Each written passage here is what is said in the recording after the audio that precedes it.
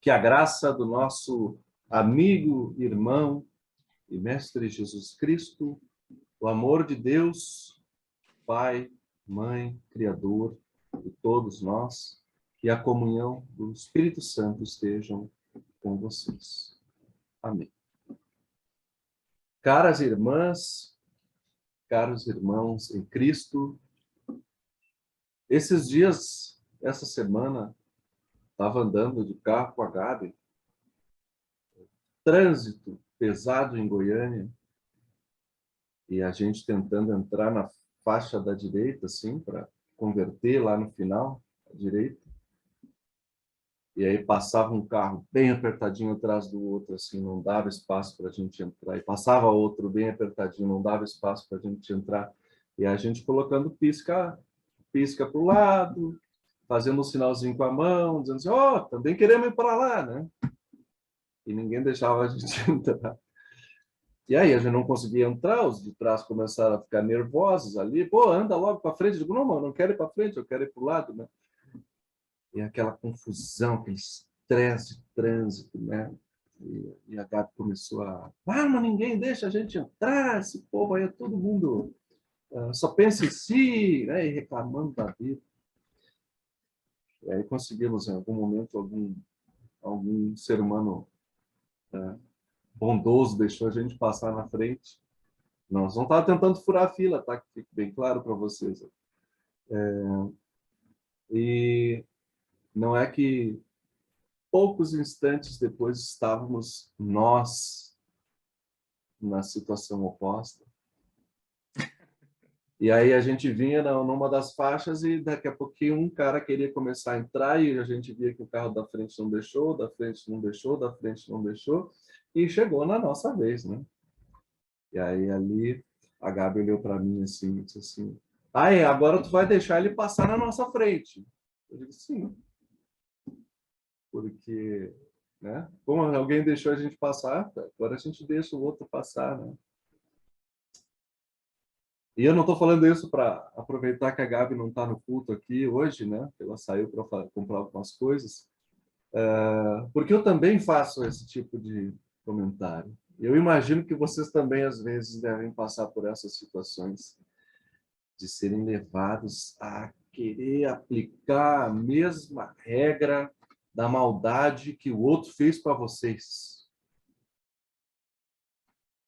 Isso é uma situação muito... O trânsito, então, é um lugar específico para a gente colocar todos os demônios que estão guardados dentro de nós para fora, né?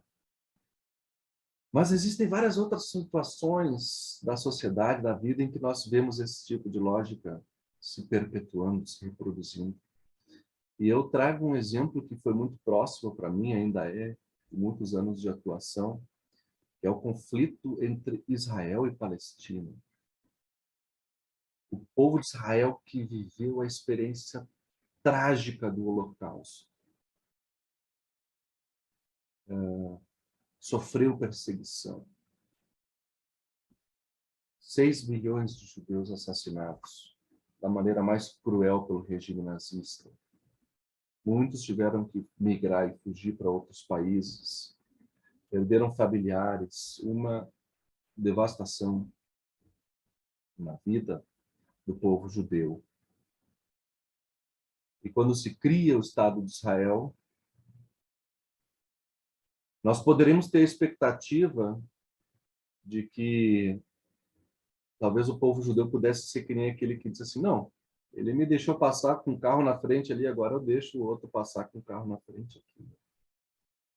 Mas, infelizmente, o que se instaurou na mentalidade do povo judeu é uma ideia de que precisamos nos defender a todo custo e, se for necessário para isso, pelo poder militar, invadindo, ocupando e devastando a vida do povo palestino, que, no fim das contas, não tinha nada a ver com o que aconteceu com os judeus no Holocausto.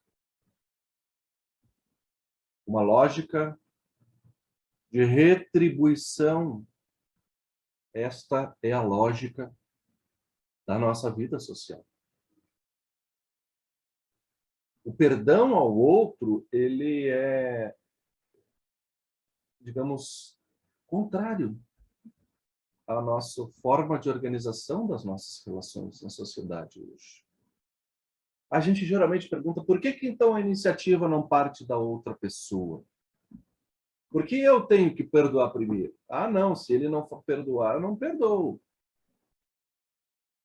E às vezes mesmo ouvindo o pedido de perdão, nós não temos condições de nos expor também e reconhecer a nossa parte nesse universo de relações em que, no fim das contas, cada um de nós causa e ocasiona mal a outros, mesmo que às vezes involuntariamente.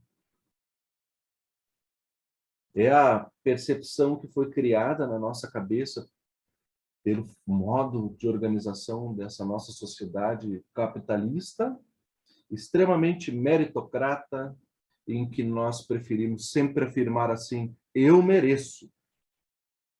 Eu vou fazer aquilo por mim porque é necessário para eu vencer. Temos, de fato, uma abordagem de vida centrada em nós mesmos o tempo inteiro. Eu primeiro. Como diz aquele ditado, farinha pouca, meu pirão primeiro. É muito fácil nós justificarmos ou nos auto-justificarmos para sempre nos colocarmos como o centro, como aqueles que não podem ser prejudicados. E aí nós nos deparamos com a ética de Jesus, que é uma ética do descentramento do eu. Uma ética segundo a qual o outro, a outra pessoa, torna-se o centro de referência da minha prática e da minha vida. Nesse tempo de Epifania, em que Jesus iniciou seu ministério, começou com suas curas, ensinamentos, reuniu seus discípulos. O nosso texto se encontra nesta sequência, no primeiro grande sermão de Jesus Cristo ao público, chamado Sermão da Montanha, que no Evangelho de Lucas é um sermão da Baixada, porque acontece na beira do rio, na beira do lago. Ali Jesus fala o seu primeiro grande discurso aos seus discípulos e discípulas e demais seguidores, multidão que o acompanhava. E, de fato, no Sermão da Montanha, ou no Sermão da Baixada, Jesus apresenta os seus princípios éticos, aos quais ele convida as pessoas que o seguem a também fazê-lo. Princípios éticos que o levaram ao extremo da sua radicalidade.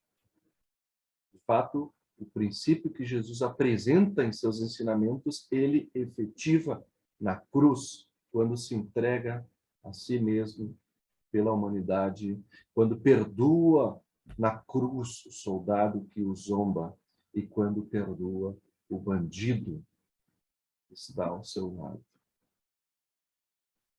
O nosso texto traz alguns elementos para nós entendermos essa ética, esse conjunto de princípios que Jesus oferece. Amar os inimigos, ao invés de amar somente aos nossos amigos, aquelas pessoas que já nos amam. Porque, afinal de contas, quem não consegue amar a quem nos ama? Vocês conseguem amar quem ama vocês. Eu consigo amar quem me ama. Isso não demanda muito de mim. É reciprocidade. Desejar o bem a quem nos amaldiçoa. Orar por quem nos maltrata. Dar a outra face a quem nos dá um tapa. E se alguém tomar a nossa túnica, roubar de nós, da nossa capa, deixe que leve também a túnica. O dar e emprestar a quem pede. E não somente a quem nós sabemos que vai nos pagar. São lógicas de vida que contrariam tudo que nós temos por valores e a forma como nós vivemos as nossas relações. É contracultural, é ilógico dentro da nossa forma de pensar. O que nós fazemos demais, pergunta Jesus, se nós emprestamos ou amamos somente a quem nos ama? Não é assim que também os pecadores fazem? Não é esta a regra de todo mundo? Não é esta... A que mudança estaríamos sendo chamados? Não é assim que vocês já vivem? Façam o contrário, diz Jesus. E fazer é um verbo ativo. Portanto, tudo isso que a gente ouviu, que Jesus falou, dar a outra face, deixar levar a túnica, emprestar quem não vai nos devolver, orar por quem nos odeia, tudo isso não é conduta passiva. Jesus não diz, não façam nada diante da insegurança, não façam nada diante do roubo, não façam nada diante da agressão. Não é isso que Jesus diz. Jesus diz, façam algo. E eu lembro o princípio da não violência ativa que foi ensinado a nós por Mahatma Gandhi, quando lutava contra a opressão do povo indiano. Temos que diferenciar entre pacifismo e passividade. Não se trata de aceitar calado a injustiça. Não se trata de aceitarmos a violência, a desigualdade, a maldade, sem reagirmos de forma alguma. Se trata de quebrar o ciclo da violência. Não responder ao mal com o mal. Não responder à violência com a violência. E em situações de racismo, de violência contra a mulher, por exemplo, nunca justificar, nunca aceitar a violência de forma passiva, mas responder à violência de forma ativa, sem fazer uso de violência. Violência não cura a violência, só a alimenta. É a misericórdia e o amor que curam e são capazes de quebrar o ciclo da violência. Foi na cruz que Jesus, pelo amor, instaurou o seu reino de misericórdia, de paz e de amor. Foi na cruz que Jesus proporcionou a nós perdão e reconciliação. Jesus quebrou o ciclo da violência, do punitivismo, da justiça, do olho por olho, dente por dente. A cruz foi ação propositiva baseada no amor e na misericórdia. Como consta no versículo 36 do nosso texto do Evangelho, que diz: tenham misericórdia dos outros, assim como o Pai de vocês tem misericórdia de vocês.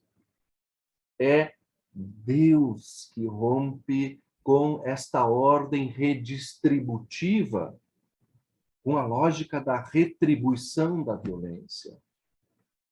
É dele, Deus, que parte a misericórdia. Jesus é o gesto definitivo do amor que se entrega na cruz para que nós possamos também quebrar o ciclo da violência na nossa vida. Deus me perdoa primeiro. Por isso, eu posso perdoar a outra pessoa. Não se trata de perdoar para poder ganhar o perdão. Não é mérito nosso, não é conquista nossa. Nós podemos viver em reconciliação e misericórdia, porque Deus foi misericordioso com a gente. Agora pensem comigo, como viver dessa maneira poderia ser revolucionário? Como poderia ser transformador neste mundo que nós vivemos hoje, neste tempo de tanto ódio, se nós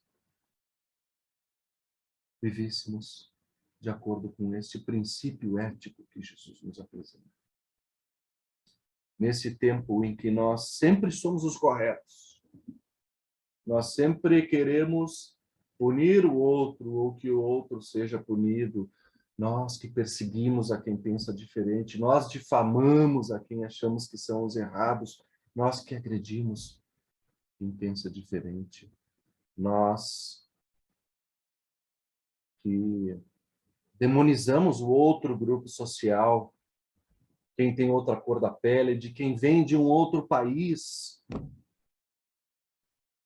O que nós fizemos com o irmão Moise, no Rio de Janeiro? A violência fortuita, a agressividade e a ira em quem tem um outro posicionamento político.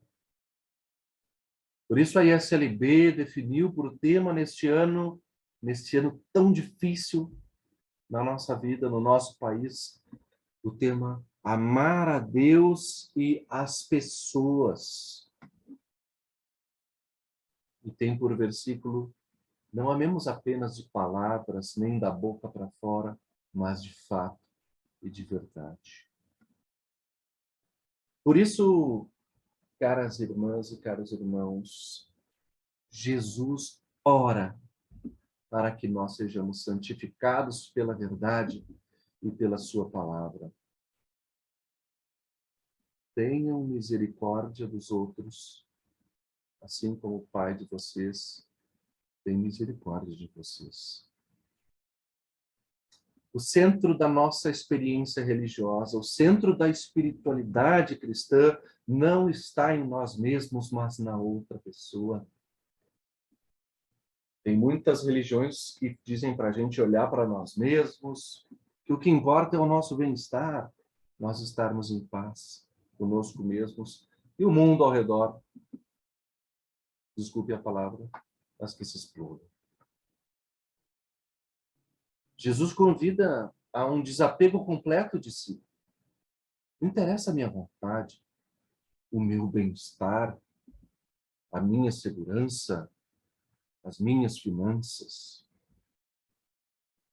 Parecido com a experiência de muitas religiões ocidentais, aqui a gente vive um paradoxo, e é o seguinte: abrir mão de mim mesmo é a atitude mais radical para que eu possa viver em paz e completude comigo mesmo.